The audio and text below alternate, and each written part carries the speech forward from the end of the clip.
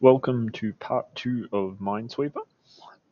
In this part, we will be creating the grid and explaining how the grid works using for loops and how it uses arrays. So, back in our project now, we have finished with our button and our timer, and we've got our Minesweeper. Now, I'm just going to use some of the tools here, and we are just going to look at, okay, we've got a grid. Say we've got this wonderful looking grid here on the right hand side in red. It's not very straight, but that's what it's going to look like. Now, we know that this across the top here is our x from 0 to whatever the side of the screen is. In our case, it's 400. And down the side here, we have y. That's a terrible looking y, but that's okay. Let's just get rid of that and make it look a little bit nicer. Alright, and same again, it's going from 0 to 600 down the bottom here. But we want to make a grid. And we've got to think about and use our x and y now for the grid as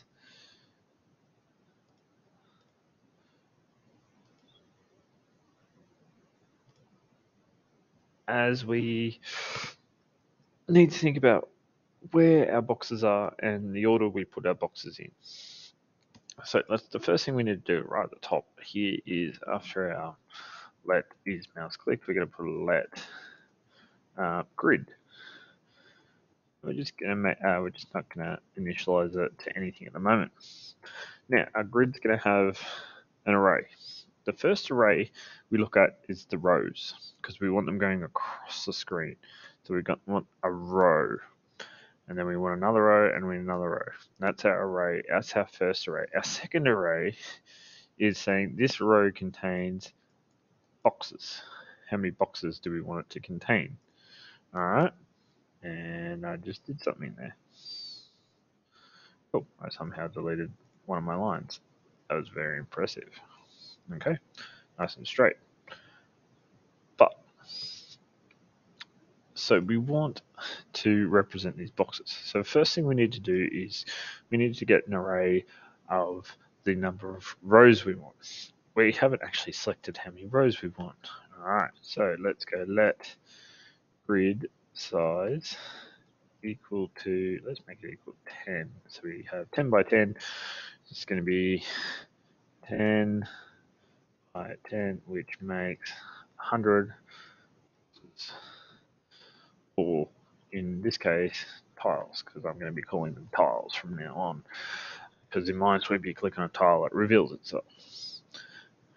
Alright, so we've got a grid size now. We've got a grid size of 10. So we can use this information now, and we're going to do it in our setup. So we've created our canvas, and then we're going to go for, I like when I put spaces in. We're going to go for, we'll just create a variable, let y, because we're going to do y's first. We're going to do our rows first. It's equal to 0. Y is less than grid size. So that'll get us the numbers 0, 1, 2, 3, 4, 5, 6, 7, 8, and 9, which is 10 numbers. But we always start at 0 because arrays work by starting at 0. Oops. And we're going to go y. Ooh, I'm having a bad day on the keyboard. Alright, so we've got that in. Now, in here, we're going to actually set up our grid. So we're going to initialize a grid above this. Grid equal to, and this is how we write an array, we put square brackets. What we're going to say is, inside here, we're going to go, for each one of these, so for grid y, which is going to run through 0, 1, 2, 3, 4, 5, 6, 7, 8, 9. So grid 0, the first one, needs to have a grid in it of tiles. And then obviously when y goes to 1, it'll have 1, and it needs a grid of tiles. Grid, and it'll keep going. And this is when we get we can now use grid, and this would be our y value, and this would be our x value. So having a double grid, a double array, means we can have our y, which is our rows, and our x, which is our tiles in that row. Alright, but that line of code won't work. So at the moment we just set up blank, empty, good old arrays. They got nothing in them. So what we need to do now is we need to put something in each of these. So we need another for loop inside our for loop. So we've got a for loop here with ending there. And then we need another for loop to set up all the positions, all the tiles.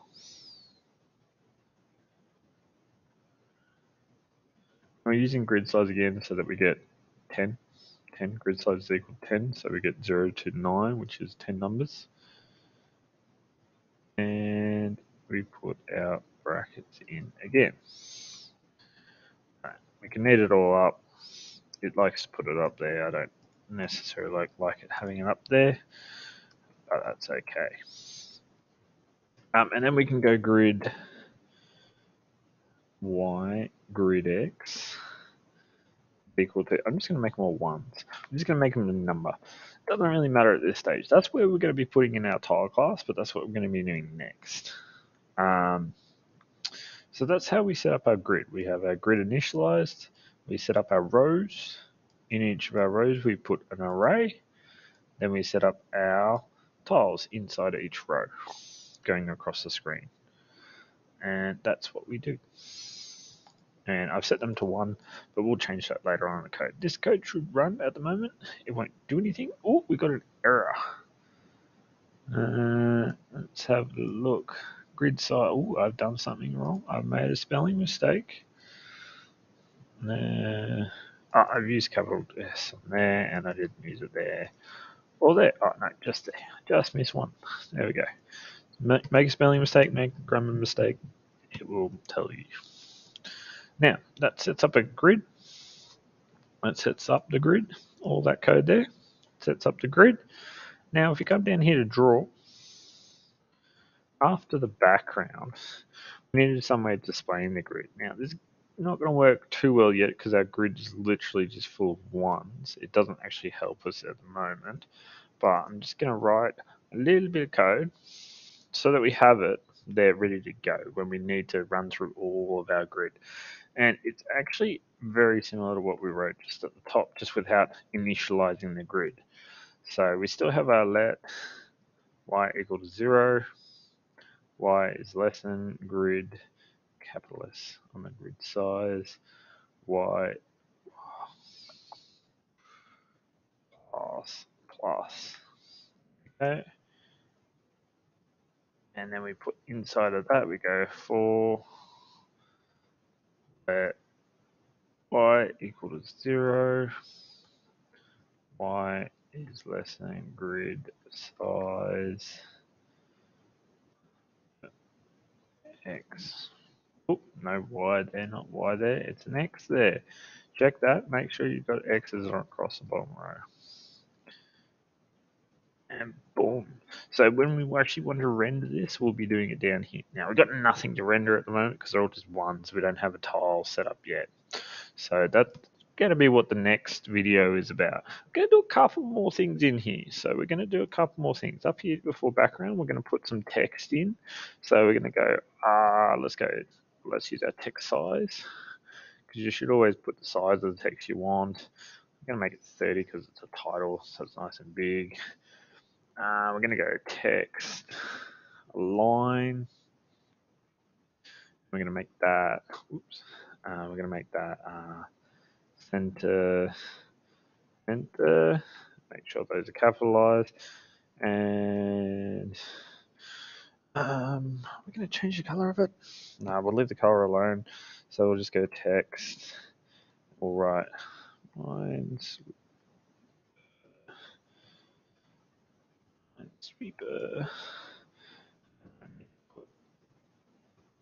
quotation marks around that, and we're going to put it width divided by 2, so it's in the middle of the screen, and let's just put a 50 from the top of the screen. Let's not get too crazy about that. We run that, we get Minesweeper sitting at the top there. Beautiful.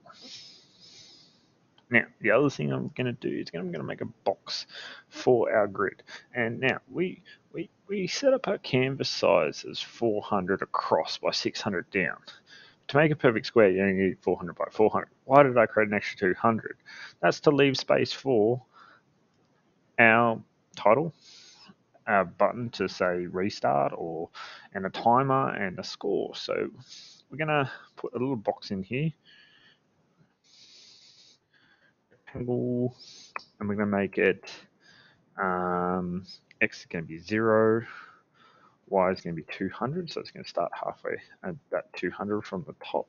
So if I draw this, I've got my screen here, and I'm trying to make a box. Oop, that's a terrible box. Alright, let me try that again. Boom. Oh, let's pick a better color than that. And this is actually where our grid's going to go. So that we can have our writing at the top, and we can have our title on. Why do I keep picking horrible colors? There's a title and a timer and the score, whatever else we need up here, whatever we're going to have up there. So we leave our grid alone. Now, let's go back to over here. So we need it to go across the screen. So it's the width, and this is going to go down to, let's go height. Height minus 200. There we go. Because that seems a bit more professional. Oh! I did something wrong. What did I do? Did I spell height wrong? Okay, just 400. Let's leave it simple. Cool, there's our square. Now I might want to make that square a bit different color and all that sort of thing, so I might go, what do we need? Oh, I'll just leave the color alone for the moment. But that's our square where we're going to put the grid. And above that is all our space we have to put all our buttons in here, our timer, and all that. And our grid will be all down here in this white square. So that's where we're going to leave it for today. Make sure you've saved your work. So what did we add? We added in the grid at the top and the grid size. We created the grid and set up our rows and our tiles within our rows. We set them all to 1, which is this will change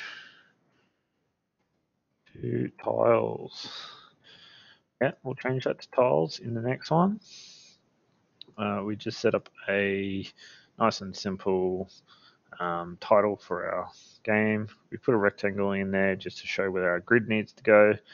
And this last little bit here we did was when we need to display our grid, which we haven't built yet, so we can't display it. All right, so that's pretty good. I'm not going to do any more in this video. I'm going to try and keep them nice and short so that you can just get each chunk. And the next tutorial we'll look at starting to create the tile, which is the bulk of what this game is about, what this tile does. Alright, wait for that one. See you next time.